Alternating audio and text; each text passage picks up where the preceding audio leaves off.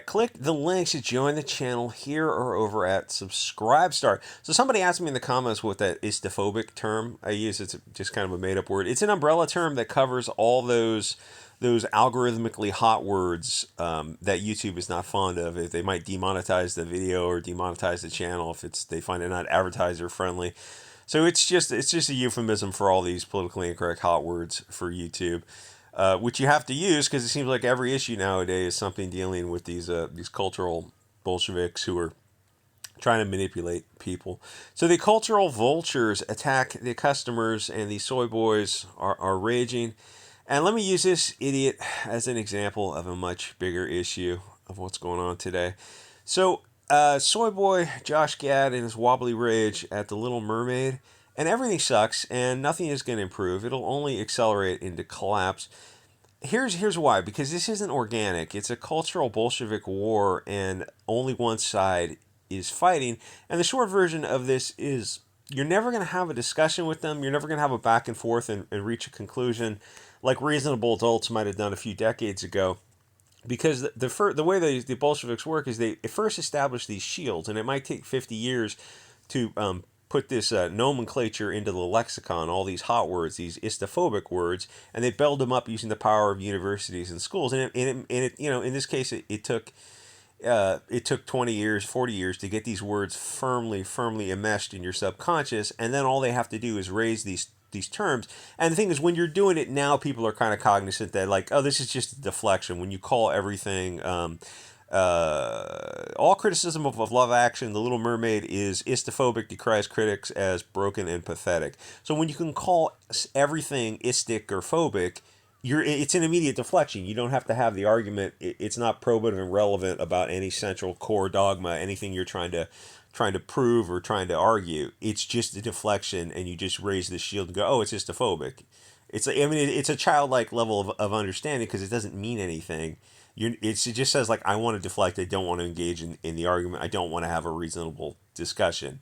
And where do you go from there? Well, you can't really go anywhere from there because they're already telling you they don't want to have the discussion, and the mainstream media will back up that narrative of everything's istophobic. And here's one weird way to prove it is every time there's a like a Jussie Smollett or Bubba Wallace type of situation, well, 99% of those situations are actually hoaxes. When a guy paints a crooked cross on his pickup truck because he knows he can get a GoFundMe, you can get like $100,000, it'll pay off the truck, it'll pay off a lot of stuff, and his neighbor's home security camera is catching him doing the thing on his own truck, and it's like a total scam.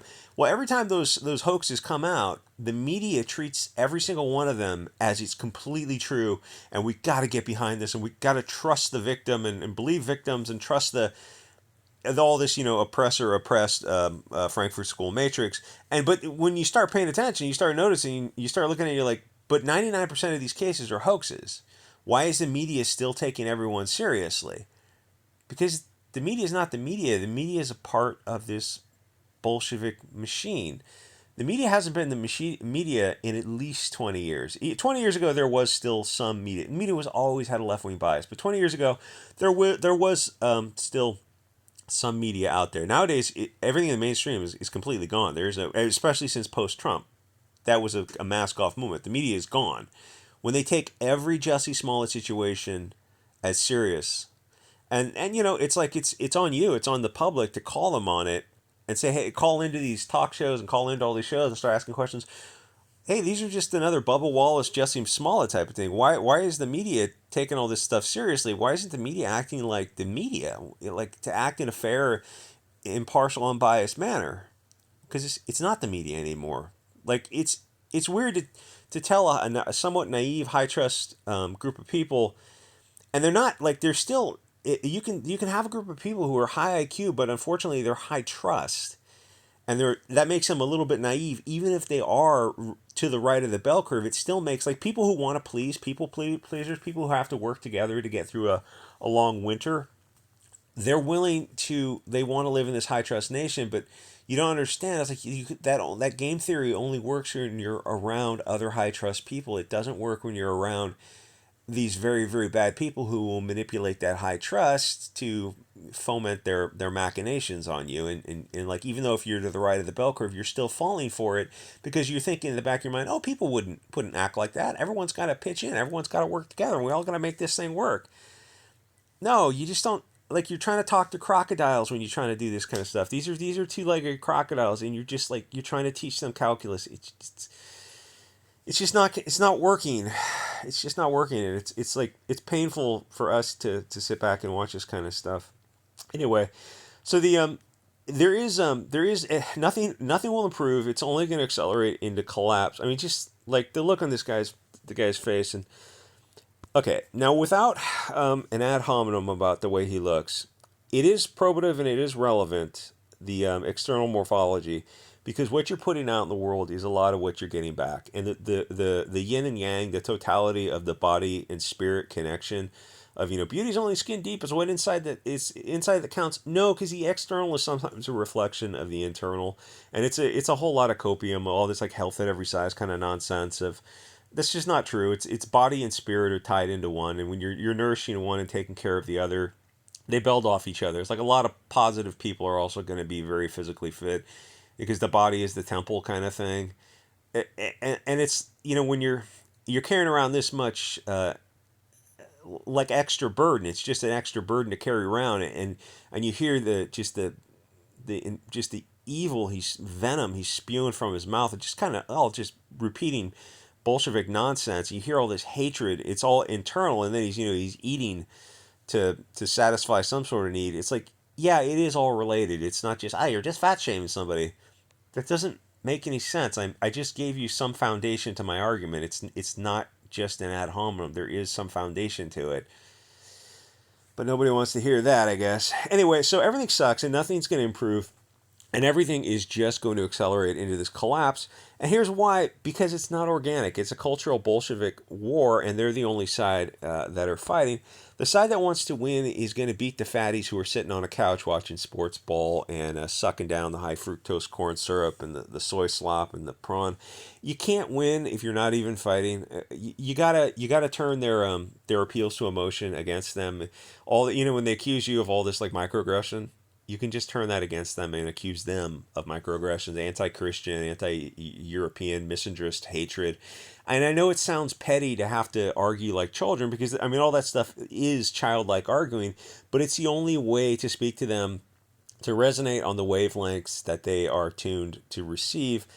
And it awakens people to the nonsense of what an appeal to emotion argument looks like. It looks like two children who are going back and forth because that's what it is. And eventually, if you do that appeal to emotion to them long enough, they're going to try to take it back into the realm of logic. And then you got to stop and go, wait a minute. You were started your argument on appeal to emotion. I responded as such, and now you're going back to logic. And the reality is, like, you're just not going to have these conversations with these people. They're just going to block you and get rage quit and move on because they don't want to have a discussion. They want to have a monologue, which is like social media has made things like you have the potential to have these discussions with people, but there's a lot of people who feel very comfortable in echo chambers, and the social media platforms themselves, up until very recently, where you got like Gab and Telegram and all these other kind of like Odyssey and BitChute type of stuff, it was very much a one-sided narrative. It was controlled by the left wing, and that is slowly changing now. Gab is actually no, Gab doesn't have a whole lot of people on it. It's got like 5 million people on it.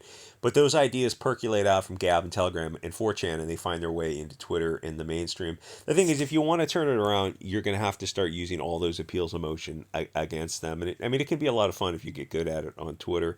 These people are really deeply focused on all this nonsense, and you got to fight back any way you can because just ignoring this stuff doesn't work. Everything is going to get worse because they don't have to engage in a dialogue.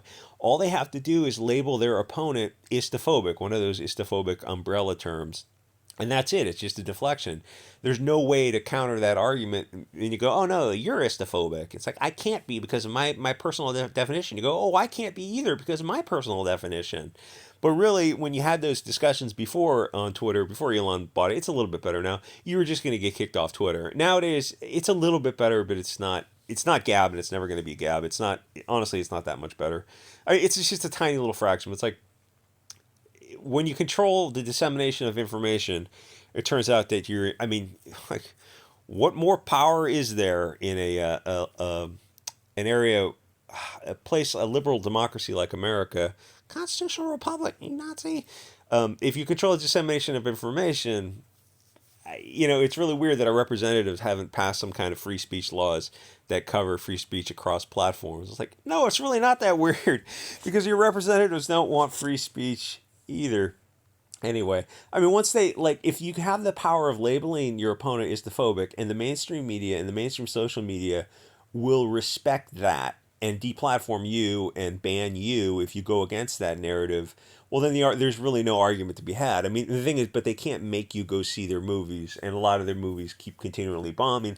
And there are these odysseys and Bit Chutes and Shing TV and Gab TV and all these kind of other platforms out there where you have to get the smartphone and you have to start putting a counter narrative out there. You cannot allow this stuff to I just want to grill, man. Well, then all this just continues. And obviously, I'm not talking about one stupid movie. That movie's probably going to do fine. I think they kind of have a built-in audience because, like, if the left wing sees a movie as, like, they can't let a movie fail because it's got a Pox Walks, Purse Puppy, Mary Sue character in it, they can't let it fail, then they'll go see it. Like Charlie's Angels, they didn't care because Elizabeth Banks doesn't have it. She's nowhere on that oppression hierarchy, and like a bunch of those other kind of movies that bombed. The people like Birds of Prey type of movie. Well, that to be fair, Woman King bombed, and that was that was kind of. But that movie was just so ridiculous. But still, but this has at least got an attractive woman who can sing. So like I think there's going to be an audience for it. Like I don't think it's going to bomb. It's just not going to be very good. But I mean that's one of the ways you can fight back is use alternative social media and then also just don't financially support these people. I mean there's still people on the right who are still have Disney Plus subscriptions. They're like, oh, this is going to be a last straw. I'm going to cancel Disney Plus. Like, buddy, Disney Plus, Amazon, Netflix, Cartoon, whatever services you're paying for, those should have been canceled 5 years ago, dude. I mean, no, there's so many lines in the sand for Disney, and when you find out that people still have subscriptions, it blows my mind. It's like, what do they have to actually sacrifice children to Lucifer before you cancel your subscription? Apparently, that's what it takes. Anyway, this is a much, much edited version of this video. The original's going to be on Rumble and Odyssey because it's like 20 minutes long and it's not politically correct. But I think this is okay. Anyway, like, comment, subscribe. I'll see you guys all next episode.